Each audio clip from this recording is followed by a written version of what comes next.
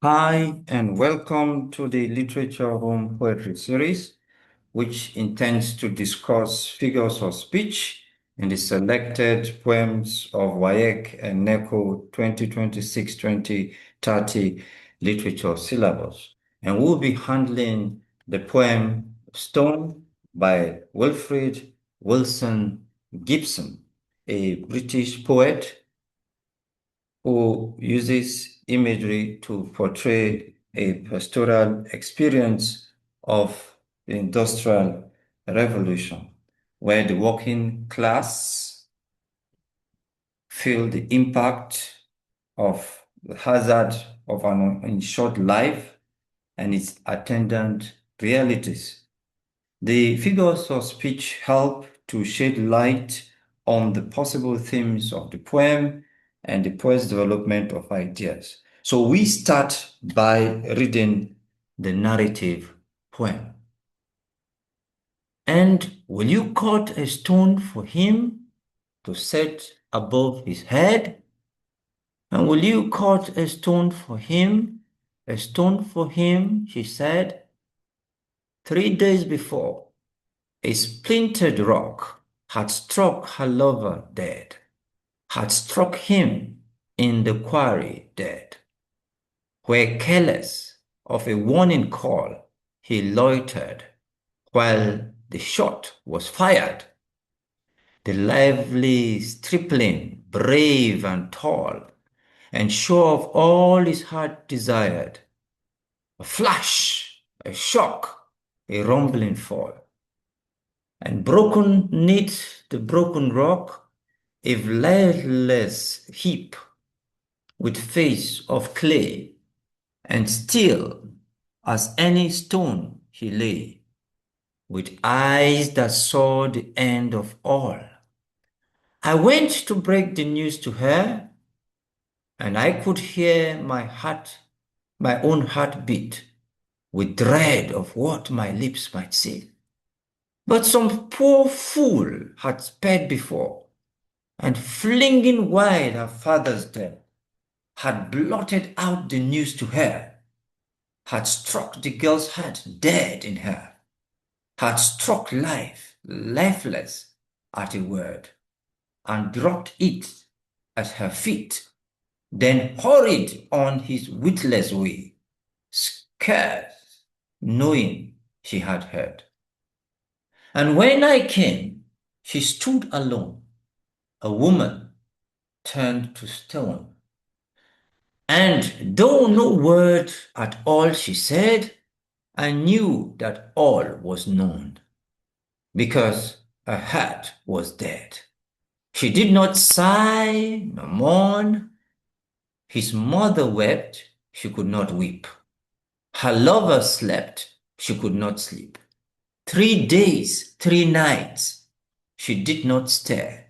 3 days, 3 nights were one to her, who never closed her eyes from sunset to sunrise, from dawn to evenfall. Her tearless, staring eyes that see not saw all.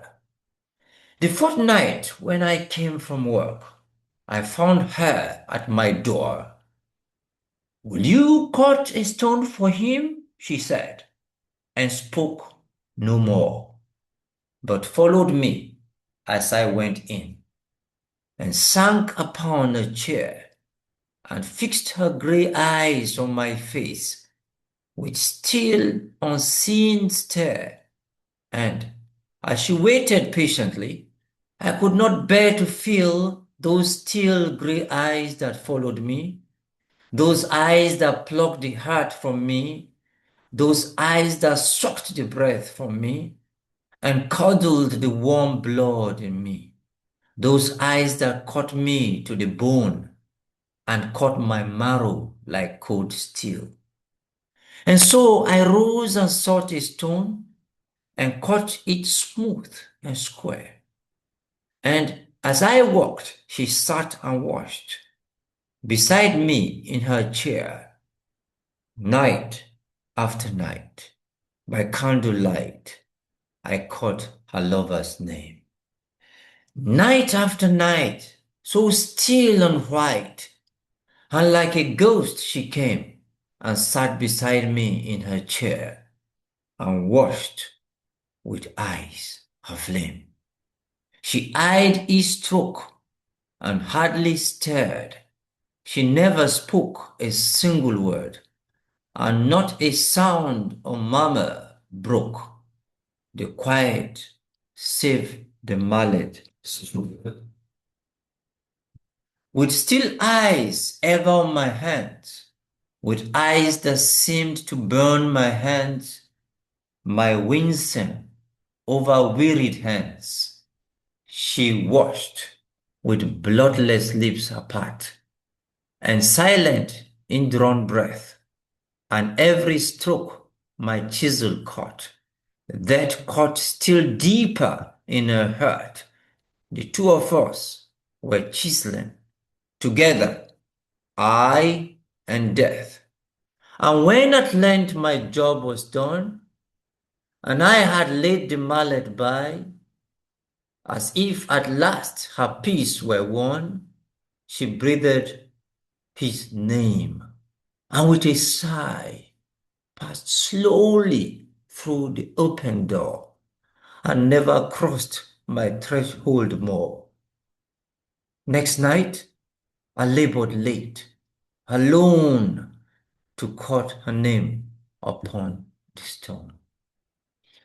The first figure of speech is simile, which compares two qualities using words like like or as. Now, the first instance is the line, and still as any stone he lay. The line compares the dead lover to a stone, meaning lifelessness. Death is associated with stillness in the poem. This is significant because it emphasizes the mortal or ephemeral nature of man. The next line is, and caught my marrow like cold steel, which means that the request arouses in the poet persona a sense of deep sympathy or empathy. The intensity of the request has a profound influence on him, one that affects him greatly. In the next line we have, and like a ghost she came.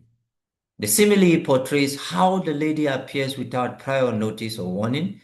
It also gives an idea of her quiet disposition and the absence of pleasantries because of the intensity of the moment.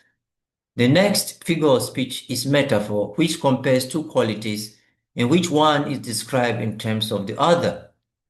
And we find this in the lines, lifeless heap with face of clay. Reference to heap and clay evoke the material and mortal state of man.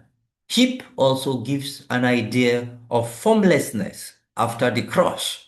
It also alludes to man's original state as mere clay or dust. In the next line we have, had blotted out the news to her, had struck the girl's heart dead in her. The enormity of the lady's agony is described as so extreme or traumatizing that it takes away the normal human response to tragedy. She is emotionless, unfeeling, unresponsive, owing to the overwhelming shock.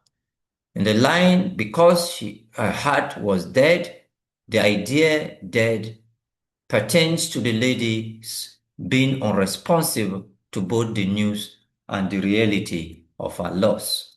Then we have the figure of speech synecdoche, which pertains to a representation of whole and part of vice versa. We find this in the lines, those eyes that pluck the heart from me, those eyes that sucked the breath from me and curdled the warm blood in me. In this part to whole relationship, eyes represent the lady's stare at the poet persona who feels the intense pressure to oblige. Related to this is the heart, which is a place of feelings like empathy and sympathy. Likewise, the act of sucking and plucking reflect the intense pressure the lady exerts on the poet persona or narrator. In the lines 3 days, 3 nights, she did not stir. 3 days, 3 nights were one to her. The idea is not being aware of the passage of time. Okay, of not being aware of the passage of time is significant in this line. Time freezes in the lady's world because of grief. Night is seen as part of day. Hence, this whole to part relationship creates a cyclical effect in the poem. Thus, the lady's sadness defies time. The next or another figure of speech is parallelism, which concerns the balanced placement of the same or almost the same words in successive lines of a poem. We find this in the lines that read, "Those eyes that plucked the heart from me, those eyes that sucked the breath from me."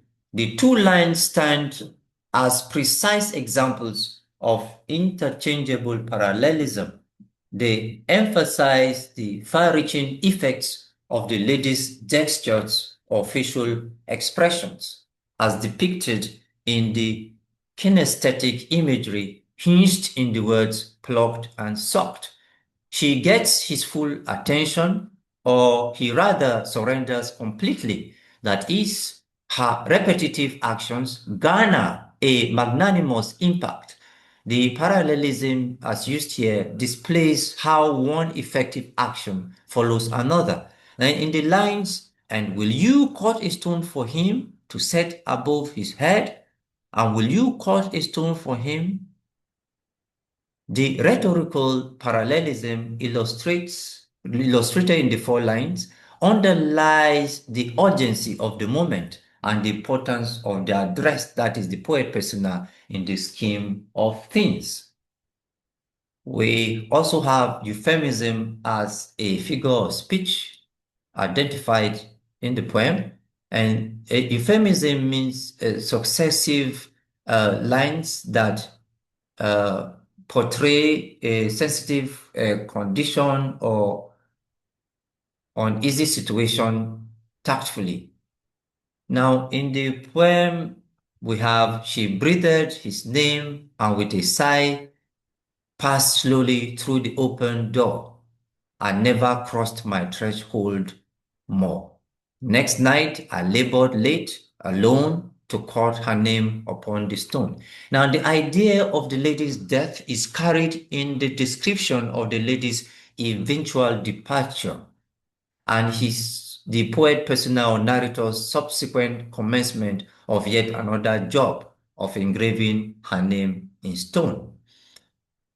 An additional figure of speech is personification, which is built on the logic of giving human attributes to inanimate objects or entities. We find this in the lines, "That cut still deeper in her heart.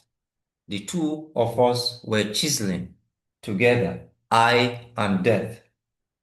The poet persona's job as an engraver is straightforward, whereas that of death is figurative. As the job goes on, overwhelming grief creeps into the lady's consciousness, so much that she dies gradually. Death is personified as an active agent throughout the poem. It is the subtle reaper that necessitates the engraving and the grief. In the next figure of speech, we have oxymoron, which occurs when two contradictory ideas or words are placed side by side to create special effect. We find this in the lines, "And fixed her gray eyes on my face with still, unseeing stare." The figure of speech portrays a state of stupor where self-expression is absent. Simply, unseen stare means the lady is unconscious of the goings on around her. In the figure of speech symbolism, we have the symbols of stone and death. Symbolism occurs when an object or entity has meaning beyond itself. And in this sense, we have stone, which has several meanings in the poem. The first is that it symbolizes a tool of annihilation. Second, it symbolizes a state of unfeeling or emotionlessness or shock. As a tool of annihilation, the stone is the instrument that kills the lady's lover, and also the lady is described also as stone dead in the sense that she is unfeeling because of the result of her lover's death. In the third instance, it conjures an idea of immortality seen in the tombstone as a symbol of remembrance. And also death is a symbol in the poem in that it symbolizes the inevitable silent reaper or end of man.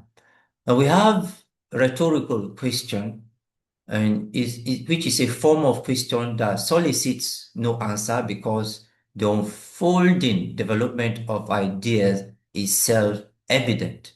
We find this in the lines, and will you cut a stone for him to set above his head? And will you cut a stone for him? A stone for him, she said. Now, the earnest plea is implied in the use of the modal auxiliary will, which also reveals the level of the lady's modesty and politeness. A tone of insistence is also portrayed or betrayed in this parallel rhetorical question. It also suggests the weight of responsibility shared by the engraver, who is the narrator, and also the lady. We have the literary device called aposiopesis, which occurs where the speaker leaves the speech unfinished, or the writer, with the intention that the reader or hearer would piece the logic together for a possible conclusion. We have this in five instances. The first is, and will you cut a stone for him? A stone for him, she said. This gives an idea of a request that solicits unremitted or unconditional help or more. And the next example we have, unsure of all his heart desired. This means the victim before then had the confidence of achieving all his dreams and beyond. And in the third instance, we have a rumbling fall. Added to its onomatopoeic effect, which depicts unrestrained fall, the unfinished speech suggests how the fatality goes beyond words can describe. And in the fourth example, we have, and when she came, she stood alone. It reflects her reaction to the loss and what it causes to her. It causes her isolation from dear ones and companions. And in the last instance, we have from dawn to evenfall, which suggests the lady's limitless commitment in sorrowing about her loss. Thank you very much, and make it to the next Literature Room series. Bye.